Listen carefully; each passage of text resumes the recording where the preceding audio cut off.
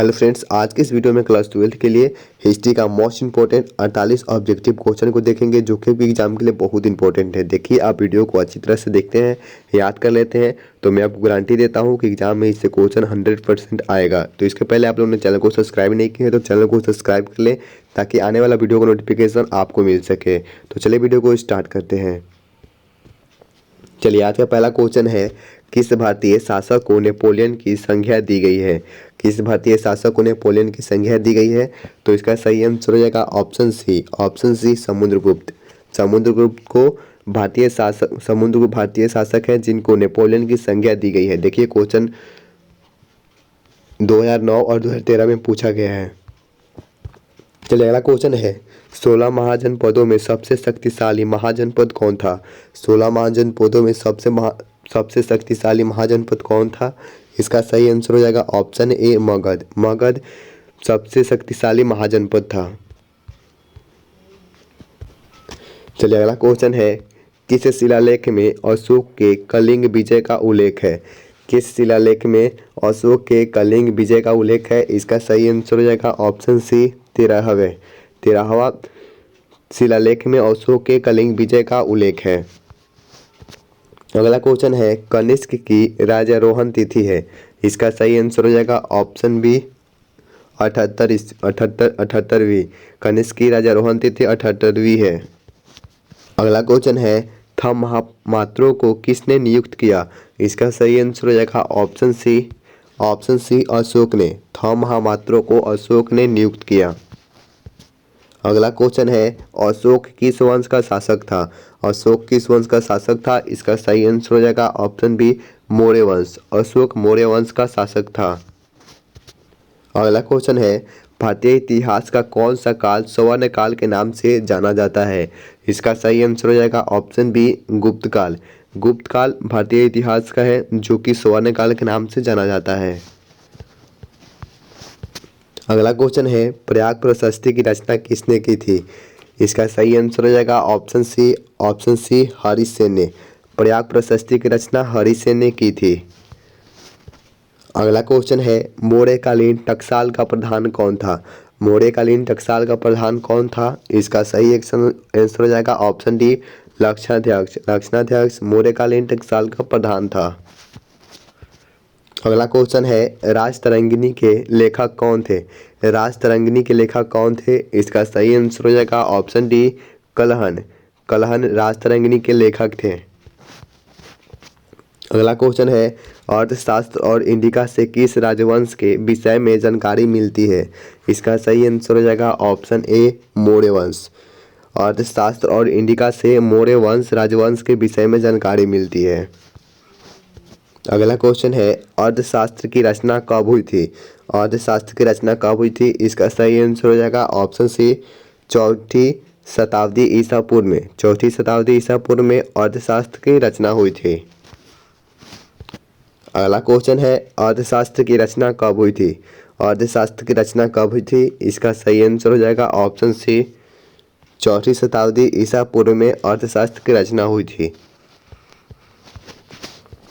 अगला क्वेश्चन है, पतंजलि के महाभाष्य से हमें जानकारी मिलती है। इसका सही आंसर हो जाएगा ऑप्शन सी पराक मौर्य काल की। पतंजलि के महाभाष्य से हमें पराक मौर्य काल की जानकारी मिलती है। अगला क्वेश्चन है, अर्थशास्त्र के लेखक कौन थे? अर्थशास्त्र के लेखक कौन थे? इसका सही आंसर रहेगा ऑप्शन सी कौटिल्य। कौटिल्य अर्थशास्त्र के लेखक थे। अगला क्वेश्चन है, बिंबिसार का संबंध किस वंश से है? बिंबिसार का संबंध किस वंश से है? इसका सही आंसर हो जाएगा ऑप्शन ए हर्यक से। बिंबिसार का संबंध हर्यक से है, हर्यक वंश से है। अगला क्वेश्चन है, वज्जी को सामाजिक ग्रंथों में कहा गया है। वज्जी को सामाजिक ग्रंथों में क्या कहा गया है? इसका सही आंसर हो जाएगा ऑप्शन ए गणसंघ। वज्जी को सामाजिक ग्रंथों में गणसंघ कहा गया है।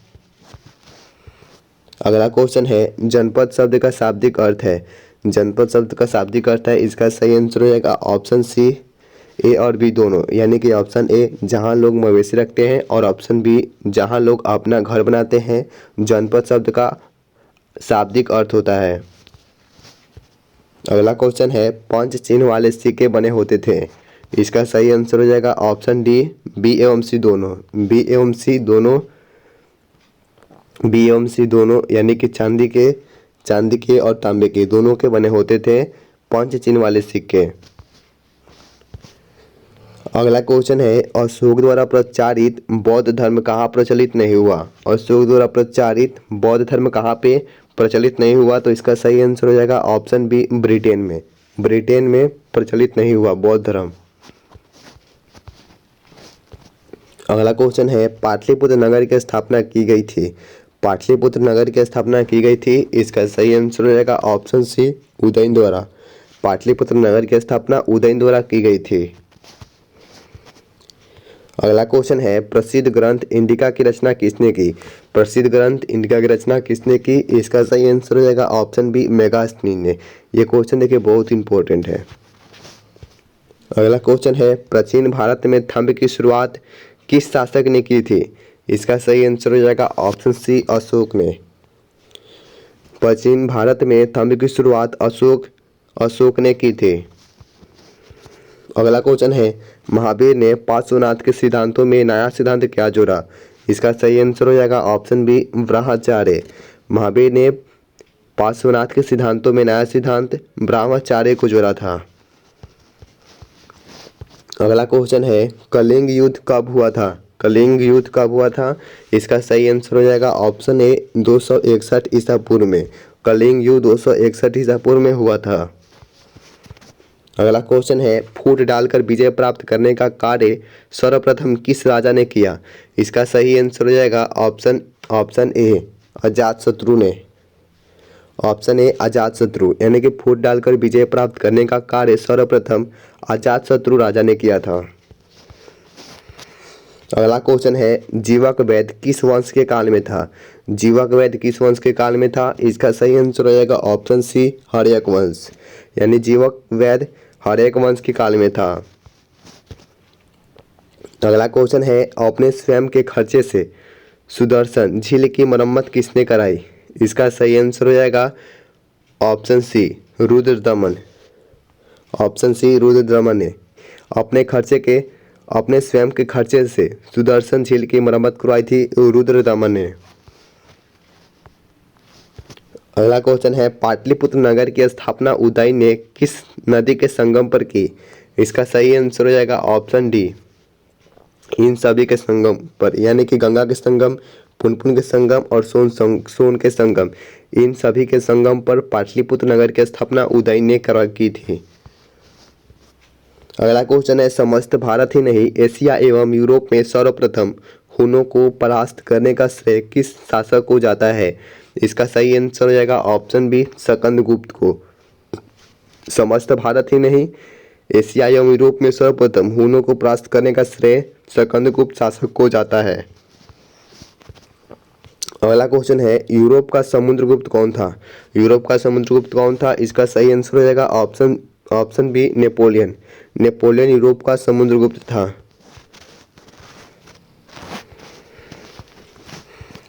अगला क्वेश्चन है किसके अभिलेख में भूमिदान का उल्लेख मिलता है। किसके अभिलेख में भूमिदान का उल्लेख मिलता है, इसका सही आंसर हो जाएगा ऑप्शन सी प्रभावती गुप्त।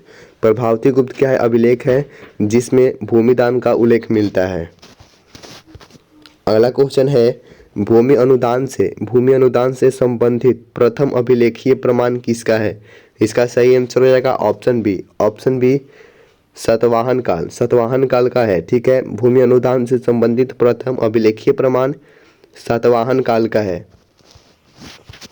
अगला क्वेश्चन है 510 ईस्वी में सती प्रथा के साक्ष्य वाला प्रथम अभिलेख कहाँ मिला है। इसका सही आंसर हो जाएगा ऑप्शन ए एरन सागर, यानी कि 510 ईसा पूर्व में सती प्रथा के साक्ष्य वाला प्रथम अभिलेख एरन सागर में मिला है। अगला क्वेश्चन है अशोक ने महेंद्र और संघमित्रा को बौद्ध धर्म के प्रचार के लिए कहाँ भेजे थे। इसका सही आंसर हो जाएगा ऑप्शन ए श्रीलंका भेजे थे, यानी कि अशोक ने महेंद्र और संघमित्रा को बौद्ध धर्म के प्रचार के लिए श्रीलंका में भेजे थे। चलिए अगला क्वेश्चन है, किस विद्वान ने मात्र अभिलेखों के आधार पर अशोक का इतिहास लिखने का सलाह दे प्रयास किया? इसका सही आंसर हो जाएगा ऑप्शन डी। देवदत्त रामकृष्ण भंडारकर ने मात्र अभिलेखों के आधार पर अशोक का इतिहास लिखने का सलाह दे प्रयास किया। अगला क्वेश्चन है, मौर्य काल का निम्न में से कौन सर्वाधिक महत्वपूर्ण नमूना है? इसका सही आंसर हो जाएगा ऑप्शन डी स्तंभ। स्तंभ मौर्य काल का सर्वाधिक महत्वपूर्ण नमूना है। अगला क्वेश्चन है, गुप्तों के काल में कौन चीनी यात्री भारत आया? इसका सही आंसर हो जाएगा ऑप्शन बी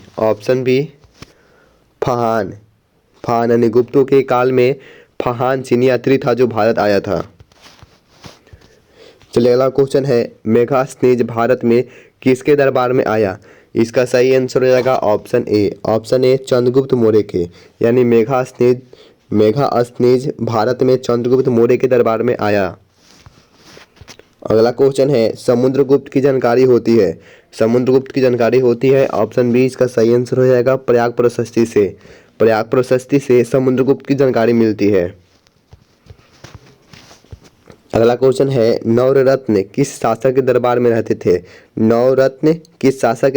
रहते थे? इसका सही आंसर हो जाएगा ऑप्शन बी चंद्रगुप्त विक्रमादित्य के दरबार में नवरत्न रहते थे। अगला क्वेश्चन है, अभिज्ञान शकुंतलम के रचनाकार हैं? इसका सही आंसर हो जाएगा ऑप्शन ए कालिदास। अभिज्ञान शकुंतलम के रचनाकार कौन है? कालिदास है। अगला क्वेश्चन है, प्राचीन भारत में अभिलेख की शुरुआत किस शासक ने की? इसका सही आंसर हो जाएगा ऑप्शन बी अशोक ने। प्राचीन भारत में अभिलेख की शुरुआत अशोक शासक ने की थी। अगला क्वेश्चन है, किस शासक को प्रियदर्शी कहा गया है? इसका सही आंसर हो जाएगा ऑप्शन ए अशोक को प्रियदर्शी कहा गया है।